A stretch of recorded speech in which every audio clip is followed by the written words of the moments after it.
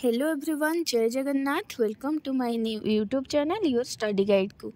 पिला माने आमे जे ओडिया पीजी प्रवेशिका परीक्षार प्रिपरेशन करूछंती आज होची आमर भाग 9। पूर्व क्लास रे आमे यूनिट 1 कौन थिले आमर लोक साहित्य बा कथित साहित्य संपर्क में आलोचना कर सारी। द्वितीय भाग तापर जो अभिलेख साहित्य थिला आमे ताहार थियोरी क्लास ऑलरेडी आलोचना कर सारी। किंतु आमर किछि एमसीक्यू आज गुरुत्वपूर्ण जो गुड़िक एमसीक्यू अच्छी आज आमे आलोचना करवा।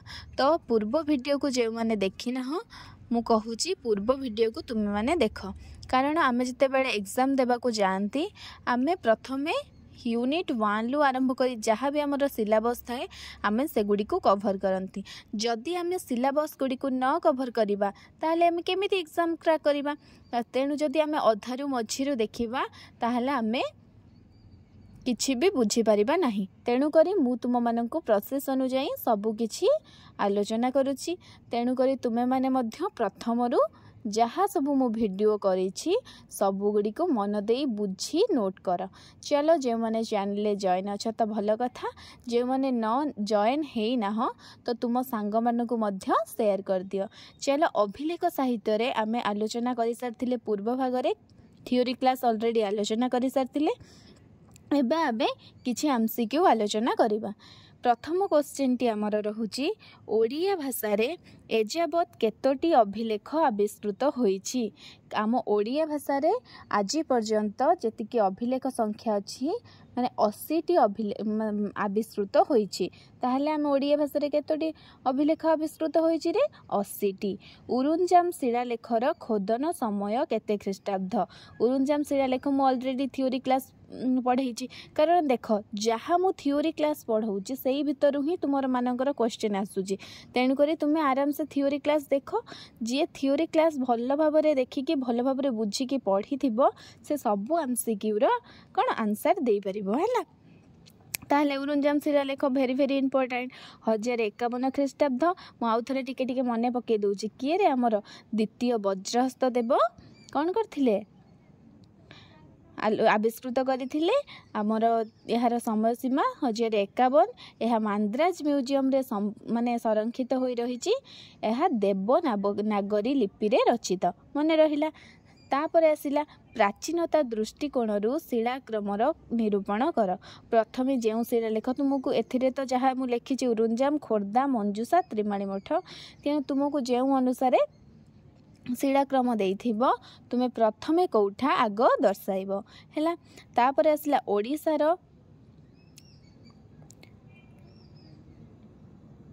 ओडिशार केउ शासकंक राजत्व काल रे बा केउ वंशर शासकंक राजत्व काल रे सर्वाधिक अभिलेख खोदित होईची।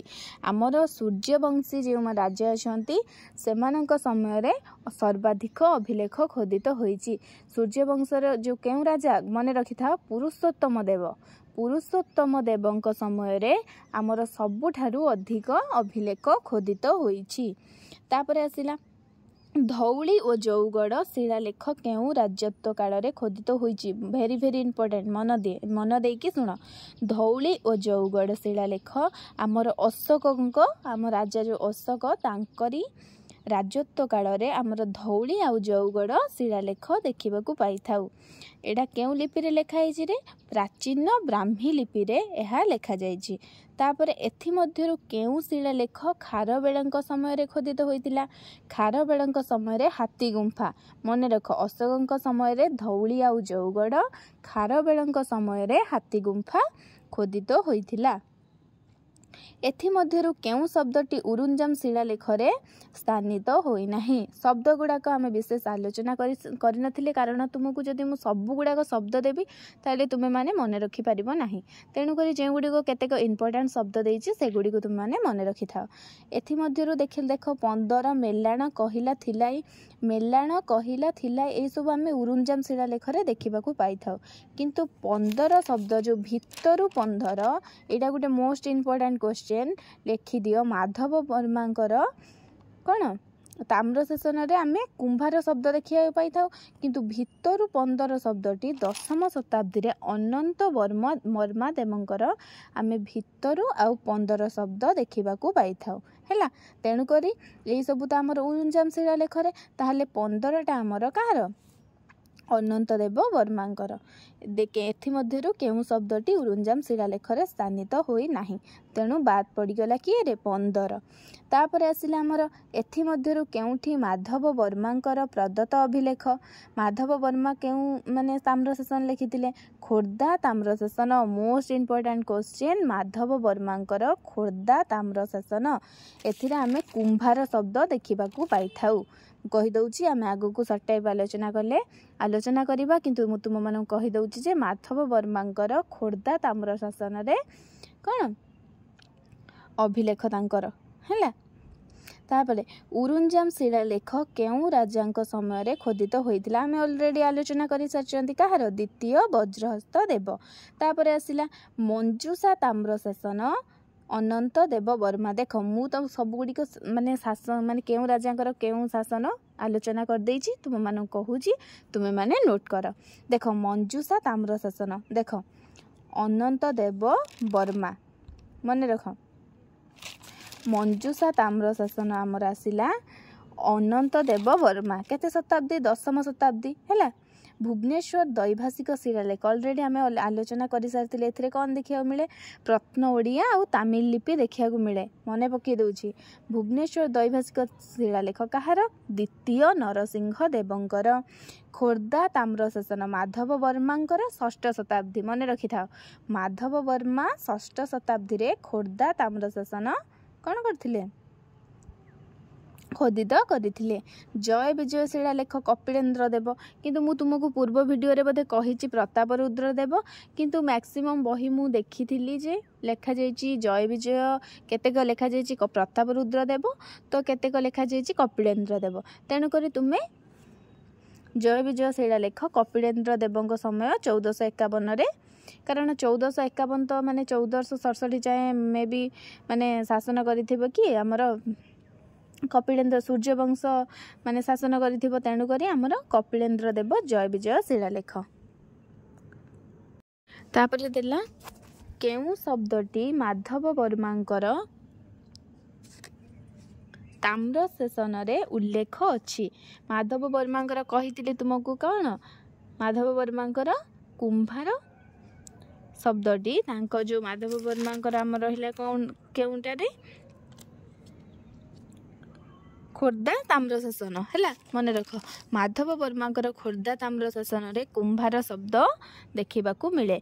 भितरु और 15 शब्द केउ ताम्र लेखरे कही आगरू देख 10वीं शताब्दी रे अनंत देव वर्मांकर मंजूषा ताम्रशासन। अनंत देव वर्मांकर मंजूषा ताम्रशासन रे आमे भितरु 15 शब्द देखा पाई थाउ। तापर आसला द्वितीय नरसिंह देवंक दैभाषिक शिलालेख रे ओडिया सह आउ केउ भाषा देखा मिले। द्वितीय नरसिंह देव कर कौन भुवनेश्वर जो दैभाषिक शिलालेख अच्छी यह तमिल भाषा देखा मिले मन रख था। ओडिया सहित प्रत्न ओडिया सहित तमिल भाषा देखा मिले आम पढ़ी सारी मन पकई दो टे केदार गौरी निकटस्थ भुवनेश्वर केदार गौरी निकटस्थ एक पतित जमी मिली बर्तमान यह कलिकता विश्वविद्यालय आशुतोष म्यूजियम रे संरक्षित होइछि है। से समय राजा थे आमर द्वितीय नरसिंह देव मन रहिला। तापर आसिला आम जापारे जे कौन द्वितीय नरसिंह देवंक दैभाषिक शिलालेख रे ओडिया सह प्रत्न ओडिया सह आउ तमिल भाषा देखा मिले। तापर आसिला एथि मध्यरु केउ शब्दटी द्वितीय नरसिंह देवंक दैभाषिक शिलालेख रे नाही। देख धिला एतेक करेंत किंतु माणिचटा आम पढ़ी जेहेतु उरुंजाम शिलालेख रे माणिचटा नाही माणिचटा आमर उरुंजाम शिलालेख रे अछि है। तापर आसिला एथि मध्यरु केउ अभिलेख चतुर्थ नरसिंह देवंक द्वारा खोदित नुहे। पुरी त्रिमाळी मठ ताम्रफलक, पुरी शंकरानंद मठ ताम्रफलक, जाजपुर सिद्धेश्वर मंदिर स्तंभाभिलेख, भुवनेश्वर दैभाषिक शिलालेख। ये आम स्पष्ट जानीपारे जे भुवनेश्वर दैभाषिक शिलालेख, कारण भुवनेश्वर दैभाषिक शिलालेख आमर का द्वितीय नरसिंह देवंक द्वारा कौन होता प्रतिष्ठा होता। तापर आसिला जाजपुर सिद्धेश्वर मंदिरस्थ शिलालेखर समय सीमा केते। जाजपुर सिद्धेश्वर मंदिरस्थ शिलालेखर समय सीमा आमर 1394 ख्रीष्टाब्द है। मन रख केउ सूर्यवंशी राजांक समय सर्वाधिक अभिलेख खोदित होता। पुरुषोत्तम देव तुमको आलोचना कर सारी आगु सूर्यवंशरे सबुठारु अधिक कौन होता अभिलेख रचना करा जायथिला। सूर्यवंशर राजा किए पुरुषोत्तम देवंक समय सर्वाधिक अभिलेख खोदित होता। तापर आसिला वीरश्री गजपति गौड़ेश्वर प्रताप कपिलेश्वर देव केउ शिलालेखरे खोदित होईछि। वीरश्री गजपति गौड़ेश्वर प्रताप कपिलेश्वर देव एटा आमर जय विजय शिलालेखरे खोदित होईछि। जय विजय शिलालेख कहार कपिलेन्द्र देवंकर। जय विजय शिलालेख केउ मसीह खोदित होइतिला 1451। मन रख केउ मसीह 1451। तापर पाइसत और मुदुली केउ शिलालेखरे देखिबाकू मिले। पाइसत मुदुली मन रखा सिद्धेश्वर मंदिर स्तंभाभिलेख। सिद्धेश्वर मंदिर स्तंभाभिलेखरे आमको कौन है पाइसत आउ मुदुली शब्द देखा मिले। मुझे गोटे मन रखी बोधे डाकी थी बोधे तुम सिद्धेश्वर शिलालेखरे डाकी थी। सिद्धेश्वर शिलालेखटा आमर कहार चतुर्थ नरसिंह देव। एथिरे कौन होता ना 1394 दिन 1394 मसीहा और जुलाई 27 तारीख दिन जाजपुर सिद्धेश्वर मंदिरस्थ स्तंभाभिलेखरे खोदित शिलालेखटी को डीसी सरकार कुंज बिहारी त्रिपाठी मिलित पाठोद्धार करथिले। एटा कहा समय खोदित होइतिला चतुर्थ नरसिंह देवंक द्वारा। मु तुम मानक जी पूर्व देख पूर्व क्लास रु मैक्सिमम क्वेश्चन ही एटारु तुमे पाउछ। तेणु करी तुमे जदि थ्योरी क्लास देखिबो ताले आराम से सब किछिर आंसर देई परिबो। सेहित में मु तुमको कहूची जे तुमे थ्योरी क्लास फास्ट पढ़ है। पाइसत मुदुली सिद्धेश्वर मंदिर स्तंभाभिलेख आम जो सिद्धेश्वर मंदिर स्तंभाभिलेख चतुर्थ नरसिंह देवंक द्वारा होइतिला। एते डीसी सरकार आ कुंज बिहारी त्रिपाठी कौन मिलित पाठोद्धार 1394 आ जुलाई 27 तारीख दिन यह कौन होता प्रतिष्ठा होइतिला। तापर आसिला जय विजय शिलालेख केउ राजांक समय खोदित होइतिला। जय विजय पुणी से क्वेश्चन आछि हमर कपिलेन्द्र देव बारंबार तुम मानू आलोचना कर साइलिन। एमिति तुमको पढ़ाउछि जे कि तुम माइंड रे पूरा सेट हो जिवो कोउटा कोन हैला। गोविंद देवंक राजत्व काल रे केतोटी अभिलेख आविष्कार होइछि 4टी अभिलेख। लक्ष्मी नारायण मंदिर शिलालेख केउठारे अवस्थित। मन रख लक्ष्मी नारायण मंदिर शिलालेख सीमांचल रे अवस्थित। पुरुषोत्तम देवंक राजत्व काल रे केतोटी अभिलेख खोदित होइछि 15टी। जो आमर सूर्यवंशर सबुठारु माने अधिक अभिलेख का द्वारा खोदित होइछि। पुरुषोत्तम देवंकर केतोटी रे 15टी। ठीक मन रखता। पूर्णांक ओडिया वाक्य थिबा प्रथम अभिलेख भाबरे केउ अभिलेख को ग्रहण करा जाए।